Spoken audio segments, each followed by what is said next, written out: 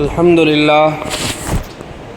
لله رب العالمين والعاقبة للمتقين والصلاة والسلام على سيد الأنبياء والمرسلين وعلى آله وأصحابه أجمعين أما بعد قال الله تبارك وتعالى يا أيها الذين آمنوا اتقوا الله وكونوا مع الصادقين. கண்ணியத்துக்கும் பெருமதிப்புக்குரிய இஸ்லாமிய பெரியோர்களே, நண்பர்களே, அல்லாஹ் சுப்ஹானஹு வ தஆலாவுடைய மாபெரும் கிருபை, அவன் இஹ்சானின் வெளிப்பாடு. அல்லாஹ் சுப்ஹானஹு வ தஆலா ரமலானிலே நோன்பு நோக்கக்கூடிய, தராவீஹ் தொழக்கூடிய நல்ல பாக்கியங்களை கொடுத்திருக்கிறான். அல்லாஹ்க்கு நாம் உணர்வுகளால் உணர்ச்சிகளால் நன்றி செலுத்த கடமைப்பட்டிருக்கிறோம். அல்லாஹ் நம்மை எல்லாம் நன்றியாளர்களாக ஆக்குவானாக. கண்ணியமானவர்களே, நபி ஸல்லல்லாஹு அலைஹி வஸல்லம் அவர்களை பற்றி அல்லாஹ் சொல்கின்ற பொழுது, நபியே, நீங்கள் உன்னதமான மகத்தான நற்குணத்தில் இருக்கிறீர்கள், நீங்கள் உயர்ந்த நற்குணத்தில் இருக்கிறீர்கள். இதை சொல்வதற்கான காரணம் என்னன்னா, நபியை புகழ்வதோடு மட்டுமில்லாமல் நபிமார்களுடைய அந்த நபி ஸல்லல்லாஹு அலைஹி வஸல்லம் உம்மத்துகள் நற்குணத்தில் சிறந்தவர்களாக இருக்க வேண்டும் என்பதையும் அல்லாஹ் இந்த ஆயத்தின் மூலமாக சொல்ல வருகிறார். ஏன்னா உலகத்தில் எவ்வளோ பெரிய காசு பணங்கள் இருந்தாலும் ஒரு நல்ல குணம் இல்லைன்னா என்ன செய்யப்படுறதில்லை, மனிதன் மதிக்கப்படுறதில்லை. உலகத்தில் மட்டும் இல்லை, அல்லாஹ்கிட்டே அப்படிதான். நல்ல மனிதனாக, நல்ல குணம் கொண்ட மனிதனாக ஒருத்தர் இல்லைன்னு சொன்னால் அல்லாஹுடைய பார்வையில் அவர் மிகவும் தாழ்ந்த மனிதர் தான். நல்ல குணம்னா என்ன, நற்குணம்னா என்ன? முகமலர்ச்சியாக இருக்கிறது, யாரை பார்த்தாலும் சலாம் சொல்கிறது, சிரித்த முகமாக இருக்கிறது, தன்னுடைய வேலை செய்யக்கூடியவங்க கடுமையான ஏதோ ஒரு விஷயம் நடந்து கொண்டாலும் அதை சுமூகமாக தீர்த்து கொள்வதற்கான சூழ்நிலைகளை ஏற்படுத்தி கொள்வது, வார்த்தைகளை நல்லிணத்தை கடைபிடிக்கிறது, இது எல்லாம் சேர்ந்தால் நற்குணம். இப்போ நபி ஸல்லல்லாஹு அலைஹி வஸல்லம் அவங்கள்ட்ட எப்படிப்பட்ட நற்குணங்கள் எல்லாம் இருந்திருக்கு. ஒரு வார்த்தைகளில் கூட அந்த மனசு கூட யாருக்கும் கோணிடக்கூடாது அப்படிங்கிறதுக்காக வேண்டி நபி எப்படிலாம் நடந்திருக்கிறார்கள் அப்படின்னு சொல்லி பல சம்பவங்கள் நம்ம பார்க்க முடியும். ஒரு நேரத்தில் நபி ஸல்லல்லாஹு அலைஹி வஸல்லம் உம்ராவுக்கோ அல்லது ஹஜ்ஜுக்கோ அவங்க எஹ்ராம் கட்டி தயாராகிட்டாங்க. போய்கொண்டு இருக்கும் போது ஒருத்தர் என்ன செஞ்சார், ஒரு சஹாபி ஒரு காட்டு கழுதையை நபி ஸல்லல்லாஹு அலைஹி வஸல்லம் என்ன செஞ்சார், கொடுத்தார், அன்பளிப்பாக கொடுத்தார். விசுவாசம் அவங்களுக்கு வழியில் போய்கிட்டு இருக்கும்போது நபிக்கு இது பயன்படுமே அப்படின்னு சொல்லி அன்பளிப்பாக கொடுத்தாங்க. நபி ஸல்லல்லாஹு அலைஹி வஸல்லம் எப்பொழுதுமே அன்பளிப்பை திருப்பி அனுப்ப மாட்டாங்க. ஆனால் என்ன செஞ்சாங்க, இது வேணாம், எடுத்துகிட்டு போங்கன்னு சொல்லிட்டாங்க. அன்பளிப்புகளை நபி என்ன செய்ய, ரசூல் எப்போதுமே என்ன செய்ய மாட்டாங்க, திருப்பி அனுப்பவே மாட்டாங்க. அன்பளிப்புகளை திருப்பி அனுப்புவது நபிமாருடைய பழக்கமும் கிடையாது. அப்போ அந்த சஹாபிக்கு மனசு ரொம்ப கவலை, என்னடா இது, எல்லாரும் அன்பளிப்பு கொடுத்தா நபி வாங்குறாங்க, நான் எப்போவோ ஏதோ ஒன்று கொடுக்குறேன், அதுவும் இந்த கஷ்டமான நேரம். என்ன கஷ்டமான நேரம், நபி சஃபரில் இருக்கிறாங்க, பிரயாணத்தில் இருக்கிறாங்க, அவங்களுக்கு நிச்சயமாக இது பயன்படுமே என்பதாக அவர் மனசு கொஞ்சம் கோடுது. முகத்தை பார்த்தோன்னு நபி கூப்பிட்டாங்க, இங்கே வாங்க. நபி கூப்பிட்டு சொன்னாங்க, இந்த காட்டுக்கழுதையை நான் வாங்கக்கூடாதுன்னு சொன்னாங்க. ஏன் அப்படின்னு சொன்னா, நான் இஹ்ராமில் இருக்கிறேன், இது வேட்டையாடப்பட்ட ஒரு பொருள், ஆகவே நான் இதை வாங்கக்கூடாது, நீங்கள் புரிஞ்சு கொள்ளுங்கன்னு சொன்னாங்க. அப்போ மனசில் கூட முகத்தில் கூட என்ன செஞ்சிடக்கூடாது, மனிதர்களுடைய அந்த முகங்களில் கூட மனங்களில் கூட நாம் கோணல்களை ஏற்படுத்தி விடக்கூடாது என்பதற்காக ரசூலுல்லாஹி ஸல்லல்லாஹு அலைஹி வஸல்லம் அவ்வளவு கவனமாக நடந்து கொண்டார்கள். ஒரு நேரத்தில் ஹஜ்ரத் அபூதர் ரலியல்லாஹு அவர்கள் இரவு நேர தொழுகைகளில் முழுவதுமாக, ஹஜ்ரத் அபூதர் ரலியல்லாஹு இரவு தொழுகைகளில் துவா செஞ்சுக்கிட்டே இருக்கிறாங்க. இறைவா, என்னை நீ அழகாக ஆக்கியிருக்கிறாய், என் உடல்களை, என் முகத்தை அழகாக ஆக்கியிருக்கிறாய், நீ என்ன செய்ய, எனக்கு என்னுடைய மனங்களையும் அழகாக்குவாயாக.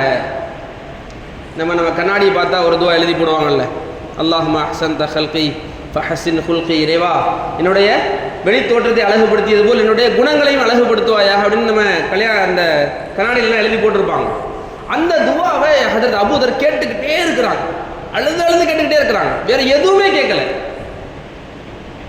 இரவு தொழுகையில துவாக்களுக்கு பிறகு, அந்த தொழுகைகளுக்கு பிறகு ஹஜ்ரத் அபூதர் வேறு எந்த வார்த்தைகளையும் கேட்கவே இல்லை, இதை மட்டும் கேட்டுக்கிட்டே இருக்கிறாங்க. அவருடைய மனைவி கேட்டாங்க, எல்லாம் முடிஞ்சதுக்கு அப்புறம், உலகத்துடைய தேவைகள் இருக்குது, உங்களுடைய தேவைகள் இருக்குது, ரப்புட்ட பேச வேண்டிய கயாமத்துடைய தேவைகள் இருக்குது, கபருடைய தேவைகள் இருக்கிறது, உங்களுடைய பாவ மன்னிப்புகள் இருக்கிறது, எவ்வளோ விஷயம் இருக்குது. அது எதுவுமே நீங்கள் கேட்காம முழுக்க முழுக்க நீங்கள் என்ன கேட்டீங்க இன்னைக்கு ஃபுல்லா? யா அல்லாஹ் என்னுடைய குணங்களை அழகுபடுத்து, என் குணங்களை அழகுபடுத்துன்னு மட்டும் கேட்டுக்கிட்டே இருந்தீங்களே, என்ன காரணம்? இதெல்லாம் யார் கேட்பா? சஹாபி பெண்மணிகளுக்கு ஒரு தேடல் இருக்கிறது. என்ன என்னுடைய கணவர் இன்னைக்கு ஃபுல்லாக என்ன செய்தார்? ஒரே துவாவை ரொம்ப நேரமாக கேட்டுக்கிட்டு இருக்கிறாரு என்பதாக சொல்கின்ற பொழுது அதற்கு அபூதர் சொன்னாங்க, என்னுடைய பாவ மன்னிப்புக்கு என்னுடைய சகோதரன் கேட்பான் நிச்சயமா. இன்னைக்கு ஹஜ்ரத் கூட துவா செஞ்சாங்க, யா அல்லாஹ் பள்ளியாசலுக்கு வராத மக்களுடைய நோய்களை எல்லாம் ஷிஃபாவாக்குன்னு சொல்லி. அதே மாதிரி என்னுடைய பாவங்கள் மன்னிக்கப்படுவதற்காக வேண்டி என்னுடைய நண்பர்கள் துவா செய்வார்கள் நிச்சயமாக. யா அல்லாஹ் அபூதருடைய பாவத்தை மன்னி. ஏன் ரசூலே எனக்காண்டி துவா செஞ்சிருக்கிறாங்க. ஆனால் அல்லாஹுடைய பார்வையில் ஒருத்தன் சிறந்தவனாக ஆக வேண்டும் என்றால் அவனுடைய குணங்கள் சரியாக இருக்க வேண்டும். அதைத்தான் நான் அல்லாஹ்விடத்திலே கேட்டுக்கொண்டே இருந்தேன் என்பதாக சொல்லி காட்டாரு. இப்போ சஹாபாக்களுடைய வாழ்க்கையில் எவ்வளவு நல்ல சம்பவங்கள் முழுமையாக அவங்க அப்படிதான் நடந்திருக்கிறாங்க. ரசூல் எப்படி வழிகாட்டினாங்களோ அப்படிதான் நடந்திருக்கிறாங்க. இருந்தாலும் அவருடைய துவாக்களில் எல்லாம் யா அல்லாஹ் என்னுடைய குணங்களை அழகுபடுத்துவாயாக. இன்றைக்கி நம்முடைய குணங்களை நாம் ரொம்ப ரொம்ப கவனமாக அழகுபடுத்த வேண்டிய தேவைகள் இருக்கிறது. ஏன்னு சொன்னால் நம்முடைய குழந்தைகள் அப்படியே நம்மளை பார்த்து செய்கிறாங்க. நம்ம பிள்ளை ஒரு தப்பு செஞ்சுட்டா நம்ம கடுமையான முறையில் அவங்கள்ட்ட சண்டை போட்டோம் கொண்டோம் அப்படின்னு சொன்னால் அந்த குழந்தைக்கு கீழே யாராவது ஒருத்தவங்க இருப்பாங்க பாருங்க, அவனுடைய தவறுகளுக்கும் நம்முடைய அந்த குழந்தை என்ன செய்யும்? நம்ம எப்படி நடந்து கொண்டோமோ அதே மாதிரி நடந்து கொள்ளும். கோபங்களின் மூலமாக நற்குணம் இல்லாத தன்மைகளின் காரணமாக நாம் யாரையும் வென்றுவிட முடியாது, எதையும் வென்றெடுத்து விட முடியாது. அதனால் நம்முடைய குணங்களில் மிக அழகான குணங்களை ஏற்படுத்தி கொள்ளும். குறிப்பாக இந்த மன்னிக்கக்கூடிய பழக்கங்களை ஏற்படுத்தி கொள்ள வேண்டும். ஒரு தடவை ரசூலுல்லாஹி ஸல்லல்லாஹு அலைஹி வஸல்லம் சபையில் உட்கார்ந்துருக்கும் போது அப்படி சிரிச்சாங்க. சபையில் உட்கார்ந்துருக்கும் போது நபி ஸல்லல்லாஹு அலைஹி வஸல்லம் புன்முறுவல் பூத்தாங்க. இப்போ ஹஜ்ரத் அபூ உமாமா ரலியல்லாஹு கேட்டாங்க, யா ரசூலல்லாஹ் என்ன சிரிச்சிங்களே, என்ன விஷயம் அப்படின்னு சொல்லி. நபி ஸல்லல்லாஹு அலைஹி வஸல்லம் மீண்டும் புன்முறுவல் பூத்துறாங்க. அபூ உமாமாவுடைய கேள்விக்கு பதில் சொல்லலை. கொஞ்ச நேரம் கழிச்சு என்னடா சிரிச்சதுக்கு நம்ம கேட்டோம் பதில் சொல்லவே இல்லையே அப்படின்னு எல்லாரும் யோசிக்கிறாங்க.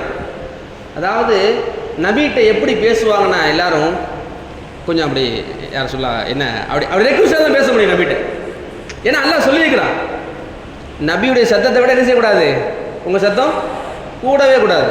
இதெல்லாம் கட்டளையாக சொன்ன விஷயம் வார்த்தை. யா அய்யுஹல்லதீன ஆமனூ லா துகத்திமூ பைன யதையில்லாஹி வ ரசூலிஹி வத்தகுல்லாஹ் லா தர்ஃபஉ அஸ்வாத்தகும் ஃபௌக ஸௌத்தின் நபி. நீங்கள் என்ன செய்யக்கூடாது, நபியுடைய சத்தத்தை விட சத்தமாலாம் பேசக்கூடாது. அப்போ அபூ உமாமா கேட்டு பதில் இல்லை, இவ யார் கேட்கறது? ஆனால் நபி சிரிச்சாங்க. நபி காரணம் இல்லாமல் ஒரு விஷயத்தை செய்ய மாட்டாங்க. யாருமே கேட்கல. அதாவது கடைசியில் அதாவது உமர் கேட்டாங்க, யாரை சொல்லுதா நீங்கள் சிரிச்சிங்களே என்ன விஷயம் அப்படின்னு கேட்டாங்க. அப்போ நபிசுல்லாஹு சொன்னாங்க, அல்லாஹுடைய சன்னிதானத்தில் 2 அடியார்களுடைய செயல்கள் எனக்கு எடுத்து காட்டப்பட்டது, அதனால நான் சிரிச்சேன்னு சொன்னாங்க. என்ன நடந்துச்சு, என்ன சம்பாஷணை நடந்துச்சு அப்படின்னு கேட்கும்போது 2 நபர்கள் அல்லாஹுடைய சன்னிதானத்தில் நிற்கிறாங்க. ஒருத்தர்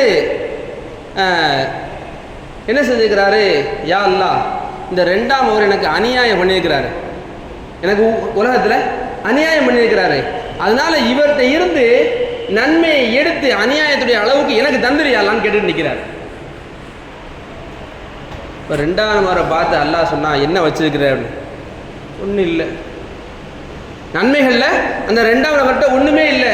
அல்லாஹ் சொன்னானா அவர்கிட்ட ஒன்றுமே இல்லையப்பா, அவர்கிட்ட என்னத்தை எடுத்துற சொல்கிற அப்படின்னு கேட்டான். அல்லாஹ், யா அல்லாஹ் எனக்கு அநியாயம் பண்ணிட்டார், உலகத்தில் நன்மை இல்லைன்னா என் பாவத்தை கொஞ்சம் அவர்கிட்ட கொடுத்துரு. ஒன்று நன்மை எடுத்தா, இல்லை நன்மை அவர்கிட்ட இல்லைன்னா என் பாவத்தை எடுத்து கொஞ்சம் அவர்கிட்ட கொடுத்துரு. இதை சொல்லும் போது நபிசாசம் அழுதான். இந்த உலகத்தில் கியாமத்துடைய நாளில் யாரும் யாருடைய சுமைகளையும் சுமக்க மாட்டாங்க. எப்படியாவது எவன் தலையிலையாவது கட்டிட்டு எப்படியாவது ஒரு சொர்க்கத்துக்கு போய் தான் நினைப்பாங்க. யாருடைய சுமையும் யாரும் சுமக்க முடியாது. எப்படியா யோசிப்பாங்க. அன்னைக்கு செருப்பு கழட்டும் போது வேகமாக கழட்டினா செப்பல் என் காலில் வந்து பட்டுருச்சு, அதுக்கு சாரி கூட சொல்லலை, யாரெல்லாம் அதை வச்சு ஒரு நன்மை வாங்கிடுவோம். போகும்போது ஏசை இடிச்சுட்டு போயிட்டான், ஒன்றுமே சொல்லலை, அதை வச்சு நன்மை வாங்கிடுவோம். இப்படியாக ஒருத்தன்றது எப்படி நன்மையை பிடுங்கிறது, எப்படி சொர்க்கத்துக்கு போகிறதுங்கிற யோசனை மட்டும்தான் இருக்கும் அப்படின்னு சொல்லிட்டு நம்பி அழுதுகிட்டே இருந்தாங்க. அப்புறம் கொஞ்சம் நேரம் கழிச்சு சொன்னாங்க, அது 2ஆம் அவர் சொன்னாரா, யாரெல்லாம் என்கிட்ட ஒன்றுமே இல்லை, அவன் பாவத்தை எனக்கு கொடுத்தா நான் இன்னும் நரகத்துக்கு போயிடுவேன் என்பதாக சொல்லுகின்ற பொழுது அல்லாஹ் சுப்ஹானஹு வ தஆலா அவரை நீ மன்னிக்கலாமா என்ன? இல்லையா அல்லாஹ், சொர்க்கத்துக்கு நான் போயானா அதெல்லாம் வேலை இல்லைங்க. அப்போ அல்லாஹ் சுப்ஹானஹு வ தஆலா சொன்னானா, அந்த முதலாவது நபரை பார்த்து நீ அண்ணாந்து இப்படி மேலே பாரு. மேலே பார்த்தா ஒரு பெரிய அழகான ஒரு மாளிகை இருக்குது.